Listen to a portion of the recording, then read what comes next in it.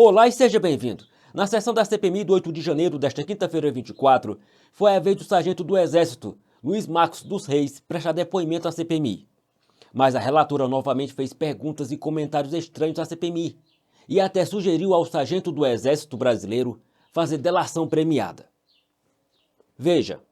Senhor Luiz Marcos, o senhor sargento do Exército Brasileiro, uma posição naturalmente bastante honrosa, não é? E também de relevo, mas sabidamente fora do que se considera ali o oficialato das Forças Armadas, né? O senhor está preso hoje há 3 meses em razão de ter supostamente se envolvido aí em fraudes. O senhor está preso há cerca de 3 meses, não é? Em razão de supostamente ter se envolvido em fraudes do entorno do então presidente da República. O senhor é casado, como o senhor colocou, pai de 3 filhos e, naturalmente, aí uma família, não é? Que tem a zelar e a honrar, naturalmente, além do seu próprio nome, até pela própria carreira militar que o senhor, na verdade, tem, né? Mas, na verdade, senhor Marcos dos Reis, ou dos Reis, vou lhe chamar dos Reis, o senhor parece ter sido, de certa forma, abandonado aí por aqueles seus ex-chefes, não é? E até mesmo no âmbito das Forças Armadas, provavelmente aí, talvez por o senhor não participar desse alto comando, na verdade, das Forças Armadas, eu diria do generalato, não é? Que é a posição mais, o ponto mais alto em relação à carreira nas Forças Armadas. Mas eu também quero lhe dizer que aqui nesta CPMI, o senhor é considerado uma peça-chave no ponto central e no foco da investigação, que são os atos antidemocráticos, notadamente o do 8 de janeiro. Eu queria inicialmente, senhor dos Reis, que o senhor me falasse um pouquinho sobre a sua prisão. Como é que está hoje a sua prisão? O senhor tem recebido visitas? O senhor poderia destacar, por exemplo, aqui, os principais visitantes que o senhor recebeu ao longo desses 3 meses? Bom dia mais uma vez, senadora, relatora. Eu recebi durante esses hoje está com 114 dias preso. Quem mais tem me visitado é a minha esposa e meus filhos. E grandes amigos meus de caserna, do Exército. Já saiu amigo meu de Uberlândia para vir... Saiu de Uberlândia no mesmo dia, veio para me ver e voltou nos dias de visita. As minhas visitas são nas terças, quintas e aos domingos. Muitos amigos de Goiânia têm me visto. De Brasília também, muitos foram me visitar. Eu tenho recebido bastante visita. Eu não posso falar aqui o nome, a quantidade de pessoas. Você recebeu de oficiais? Recebi, sim. O senhor poderia falar o nome? Eu recebi uma visita para ver como eu estava, somente uma visita como eu estava alojado, se eu estava bem de saúde, e que o Exército era para me manter ali saudável durante essa medida cautelar. Eu recebi, eu não sei a data agora, mas acho que menos de 30 dias da minha prisão, eu recebi. No dia que foi a minha prisão, estava lá o general Carmona, que é o chefe do CMP. Carmona? General Carmona. O comandante do Exército, o general Tomás. Eu não conhecia o general Escoto, foi me visitar, não conhecia. Ele ficou sabendo que eu estava, ele falou que saber como é que eu estava e tudo. Foi ali, levou um livro para me ler, mas eu não conhecia ele pessoalmente, foi a primeira vez. General Escoto. Isso. E bom, que eu me lembro foram esses 3 generais. O restante, alguns oficiais e mais praças e familiares. A minha mãe foi me visitar por 3 vezes, que mora longe, mora no interior, tem 83 anos. Qual a idade dela? Ela tem 83 anos e eu hoje por ela assim que a maior dificuldade, né? Que para a mãe um filho nunca se torna um adulto, para ela sempre vai ser aquele filho ali. Então assim, para ela vir e voltar é difícil para vir e voltar no mesmo dia. mas recebi visita dos meus pais. Meu pai e minha mãe me visitou 3 vezes durante esses 3 meses.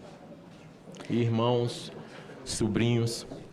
Da classe política, alguém chegou a lhe visitar? Parlamentar, deputado, senador?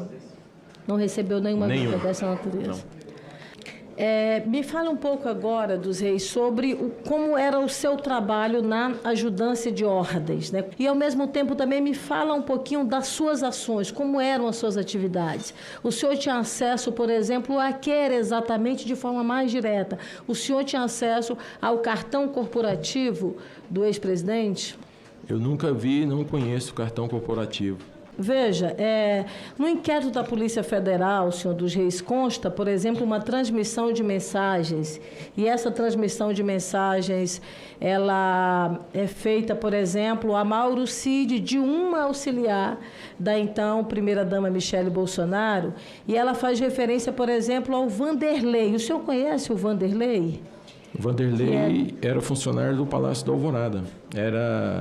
Ele era funcionário do Palácio do Alvorada? É um sargento, sargento como eu, como qualquer um outro.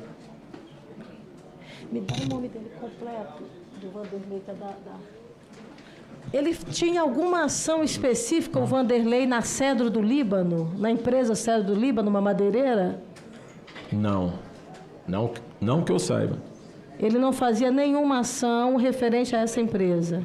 A função dele não era diretamente na ajudância de ordens? Não. O Vanderlei, as atribuições dele era direto lá no Palácio da Alvorada. Eu não sei qual era a função dele, porque Palácio da Alvorada tinha um gestor e Palácio do Planalto tem outro gestor. Certo. Ele era do Palácio da Alvorada. Como eu ia, às vezes, no Palácio, eu via ele, acaba que não tem como. Durante 3 anos que trabalhava, o Vanderlei e tal, dos Reis, ele me conhece. Eu conheço pelo nome, eu não sei o nome completo dele. Certo. Eu sei que é Vanderlei. Certo. Eu não sei o nome completo dele. Ele, na verdade, e nessa troca de mensagens, ela fazia o seguinte, olha... Ela cita que o Vanderlei, no caso, poderia pegar pessoalmente a quantia de R$ 295, e aí ela fala, por exemplo, dinheiro em espécie, e depois ela faz uma outra referência, em um segundo momento, de que ele poderia estar fazendo um depósito de R$ 3.000. E nessa mesma mensagem, essa auxiliar da ex-primeira-dama, ela faz uma referência, na verdade, que a pessoa teria que buscar o dinheiro em espécie na mão do Vanderlei. Ou seja, em algum momento você viu essa conversa, essa negociação em relação a valor em espécie, a dinheiro em espécie? Não, senhora.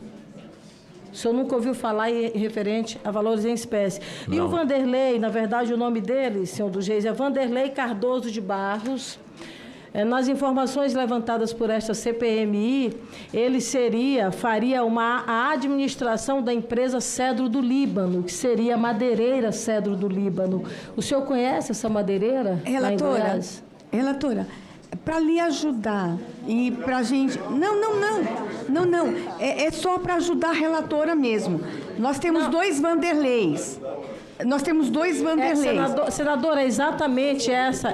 Para não ter dúvida com o sobrenome. Não, tudo bem. É esse o questionamento específico, porque o nome do administrador da empresa Cedro do Líbano é exatamente Vanderlei Cardoso de Barros, e agora ele me traz a informação, e por esta informação que eu tenho, este Vanderlei não é militar, tanto que ele é de uma empresa.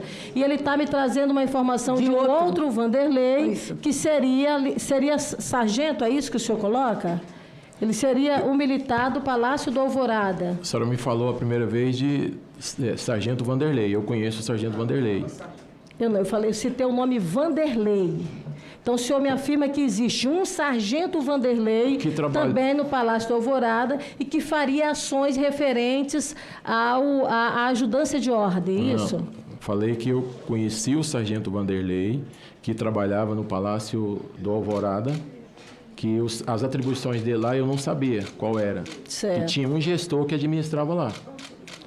A ajudância de ordem somente no Palácio do Planalto. A ajudância de ordem é para assistir o presidente da República. Eu pergunto, o senhor conhece o senhor Heitor Garcia de Deus Cunha?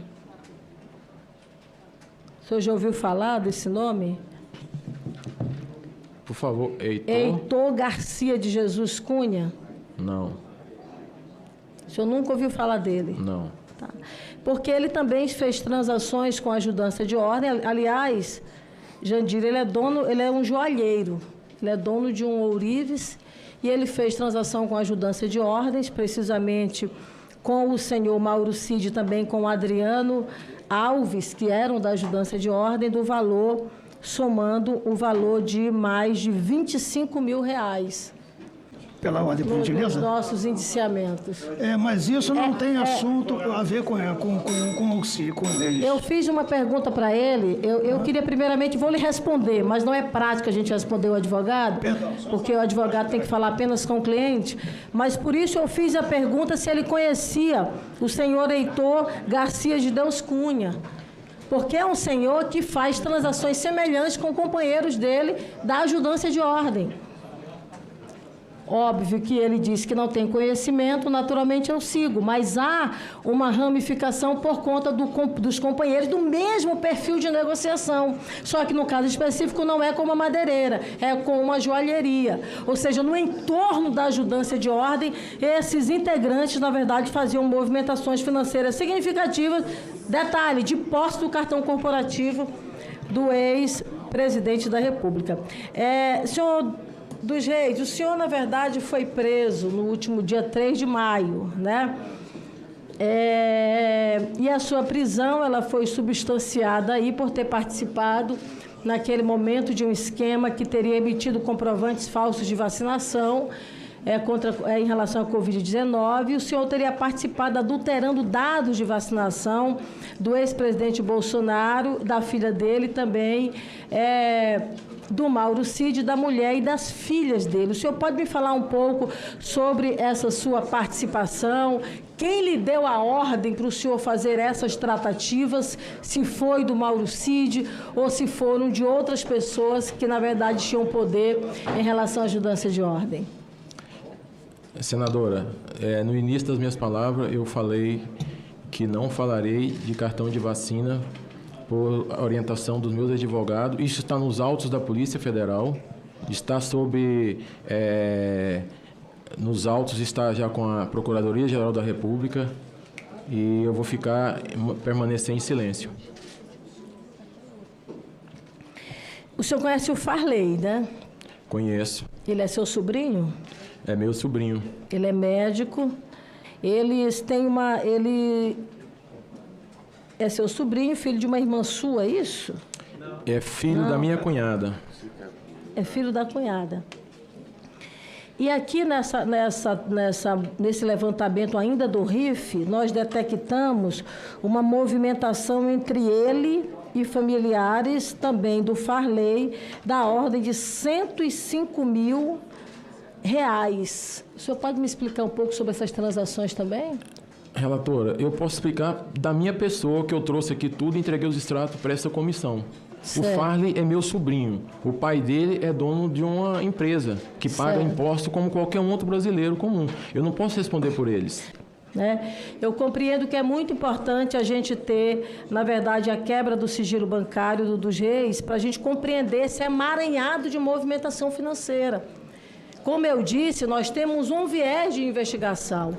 Nós estamos centrando em empresas que tiveram algum tipo de financiamento público, ou convênio direto com o governo federal em um dos seus ministérios, ou, por exemplo, empréstimo junto a bancos públicos. No caso da Cedro do Líbano, claramente fez movimentação financeira com recurso público.